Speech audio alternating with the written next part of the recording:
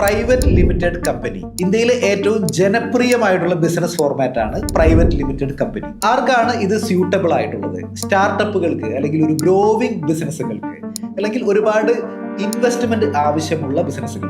എന്തൊക്കെയാണ് ഇതിന്റെ ഗുണങ്ങൾ എന്ന് നോക്കാം.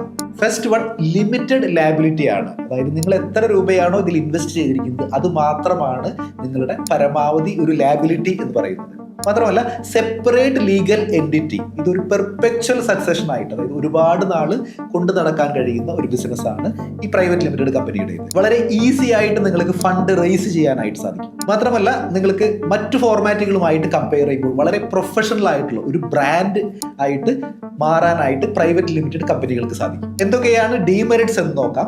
ഇതിന് ഒരു ROC ഫയലിംഗ് നിർബന്ധമാണ്. മാത്രമല്ല, ഒരുപാട് കംപ്ലൈൻസുകൾ പ്രൈവറ്റ് ലിമിറ്റഡ് കമ്പനിയിലുണ്ട്. മറ്റൊരു ലിമിറ്റേഷൻ എന്ന് പറയുന്നത് ഡയറക്ടേഴ്സുമായിട്ടുള്ള ഇടപാടുകൾക്ക് ഒരുപാട് നിയന്ത്രണങ്ങളുണ്ട്. പ്രൈവറ്റ് ലിമിറ്റഡ് കമ്പനി തുടങ്ങണം എങ്കിൽ ചുരുങ്ങിയത് 2 ഡയറക്ടേഴ്സ് അല്ലെങ്കിൽ 2 ഷെയർ ഹോൾഡേഴ്സ് ആവശ്യമാണ്. പാൻ, ടാൻ, ഡിൻ ഇതെല്ലാം നിർബന്ധമാണ്. നമ്മൾ ഒരൊറ്റ വാക്കിൽ പറയുകയാണെന്നുണ്ടെങ്കിൽ, വളർച്ച ലക്ഷ്യമിടുന്ന ഒരു ബിസിനസ് ഫോർമാറ്റ് ആണ് നിങ്ങൾ ഉദ്ദേശിക്കുന്നതെങ്കിൽ നിങ്ങൾക്ക് പ്രൈവറ്റ് ലിമിറ്റഡ് കമ്പനി ചൂസ് ചെയ്യാം.